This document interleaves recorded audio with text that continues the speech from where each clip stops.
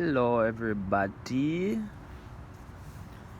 Gonari here, coming to you from the beautiful Newport, Rhode Island. I'm currently sitting outside on a beautiful day. There's not a cloud in the sky, and it's truly a wonderful moment to be alive. I've just been gotten to thinking about so many things lately with, being the season of Halloween and everything like that, the pagan holiday, this particular holiday, last night, and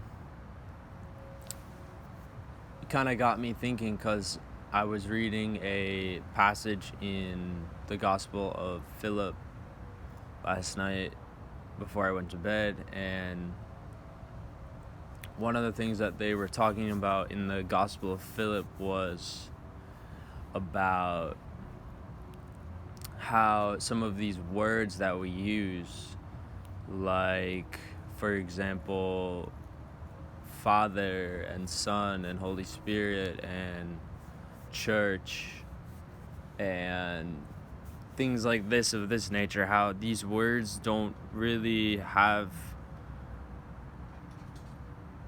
the word was transient that they use, that these words, without the context of a spiritual experience and without the context of eternity,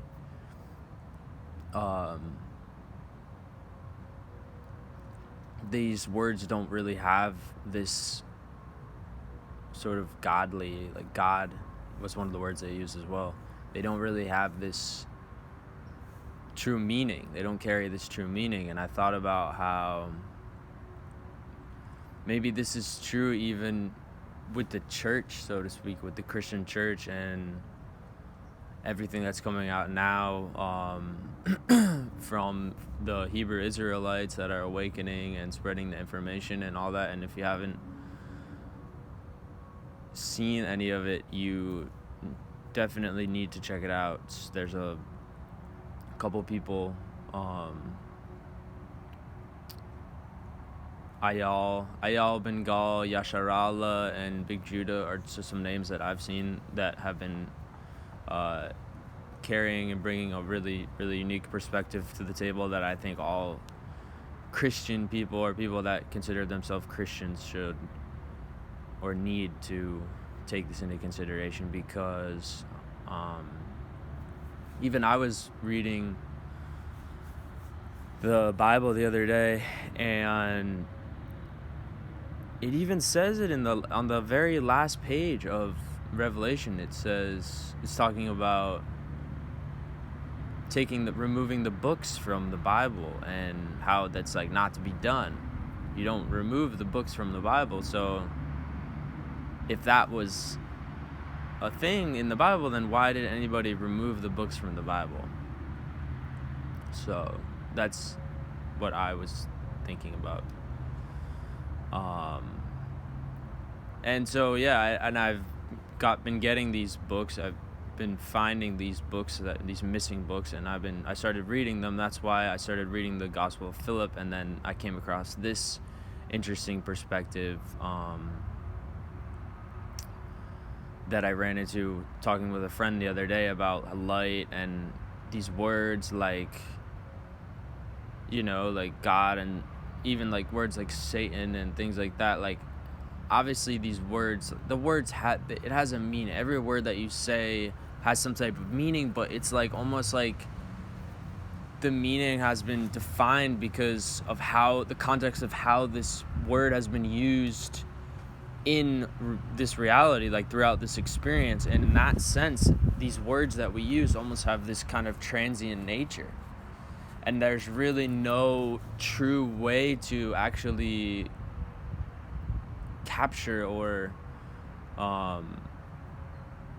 you're not really grasping the full reality, the full truth of the eternality that we're talking about, the level that we're talking about when you use these words. And especially with the certain context and how these words have been programmed through the different organizations and the religious organizations and things like that, it's interesting how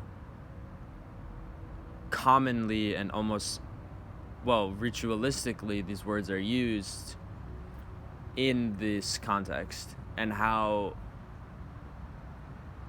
quite potentially the meaning of these words is completely changed or nullified, or even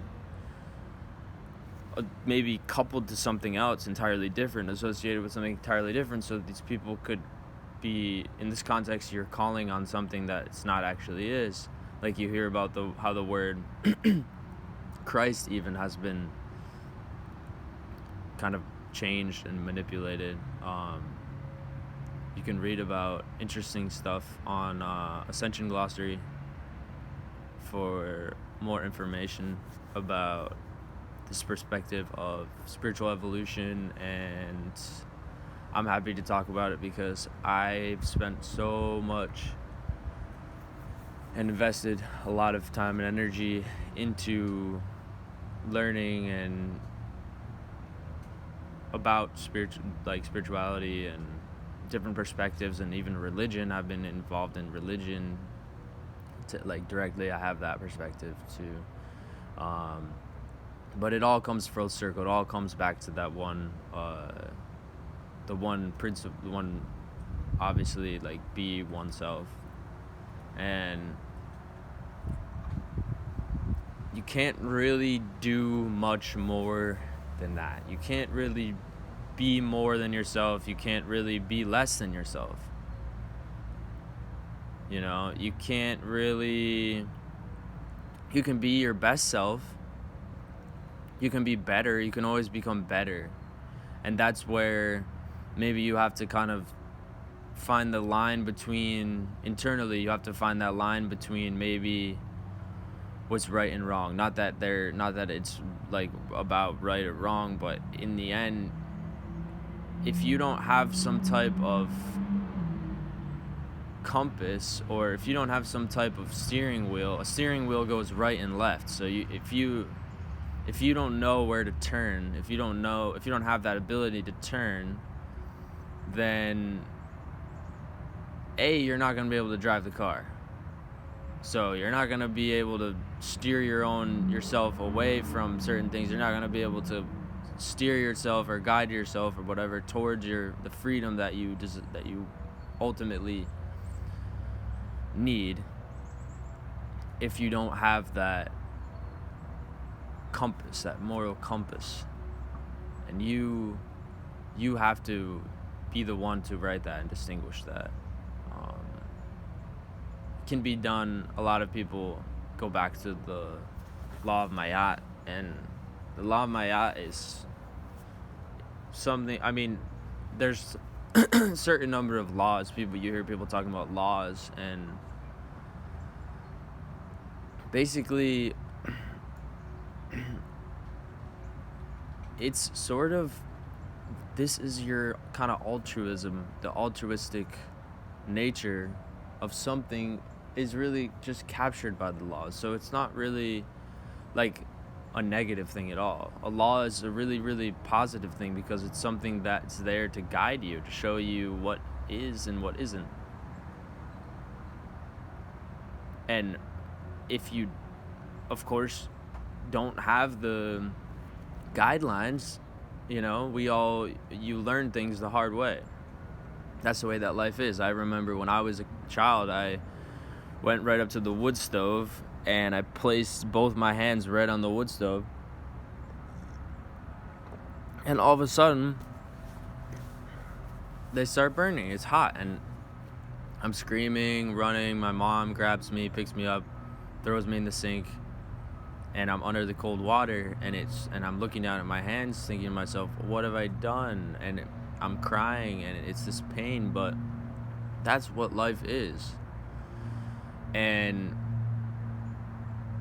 that's why we're here, having this experience to learn and to grow and become better and to evolve ourselves and our ability to have this certain perception and awareness that's key. And that all goes into being ourselves. We're really just learning to be ourselves. And we really have to strive for this. It really has to be a goal, because we can't get there unless we have that discipline piece, unless we follow that path towards divinity, because ultimately we come from truth, and we must go back to the truth from which we come, but we can lose our way here. It's very possible. It's quite possible, because something like the world exists. And the world does not exist to help or liberate you or free you. So we have to be mindful of that always. And come back to ourselves all the time. We can't get distracted. We have to stay focused on ourselves. And when we're in ourselves, we're able to make those decisions, and we're able to not react, but respond in most cases. And those responses are what's going to generate ultimately the freedom that we're approaching and we're all getting closer to. But we have to be committed to betterment, and there are certain things that were left for us. There's certain things that were given to us in order to help us become better, in order to give us a guide or a tool with knowledge and information, certain things that were meant to help us become better. And it's sad that some of these things were used ultimately in order to destroy us, in the way that there are lies and half-truths taken, while the knowledge is partial, the truth is partial. But ultimately, most things that we learn in this reality, everything is sort of partial. This is another piece of wisdom that you can take from the information that's out there too, is that everything now in this way is partial, because we don't know fully what it's like, because we're living as a sort of version of the whole thing, but it's envisioned almost as like a part of it. So we are a part of the whole thing as the part, and in this way we are not always aware of that. So that's the really key and important thing, guys, is to just become aware of that and focus on that, because that's what is most important. And if you have that piece at the center, then everything else will just fall into place, and the tracks will lay themselves into place, and you steer clear of all of those pitfalls and all those mental traps, and not simply vices or things of that nature, but even belief systems and ways of thinking, and getting caught in cycles and repeating these things. And because there's nothing worse than learning something the wrong way, because when you learn something the wrong way, it's really hard to undo that. And that's kind of what we're experiencing with our culture, and what's going on in reality in society, is that our culture is the means through which we learn everything. And so in that way, since we learned it from our culture, we learned everything wrong. So we learn this false nature and this false truth and this false everything, and it's so deep, and it gets further and further. But the important thing is just to realize that and be aware of that and be mindful of that, and then come back to ourselves and just return to ourselves, because we need to focus on our internal eternal peace and our eternal. We can strive for bliss. It's like we can strive for the infinite and unattainable, knowing that it will never fully be attainable. But it will be. I mean, it is. But we are right now partial. So we have to partially grasp this fully. which is difficult and challenging, and that is amazing and great because life is perfect and loves a challenge, and a challenge is what everyone needs. So challenge yourself today, challenge yourself every day to find yourself and come back to yourself and return to yourself and focus on that internal quality of being and that person that you are truly, and not so much with this image on the outside and this distortion of how the world wants you to be and all these things. And stop watching TV. Get your focus away from these fake, not real things, because that's nothing. And turn your attention towards everything, which is who you are, and just imagine yourself being like truly happy and peaceful and blissful, and you more than likely will be. All right, thanks guys. Gonara here with the message. Signing off now. Thank you, appreciate it. Thanks for watching.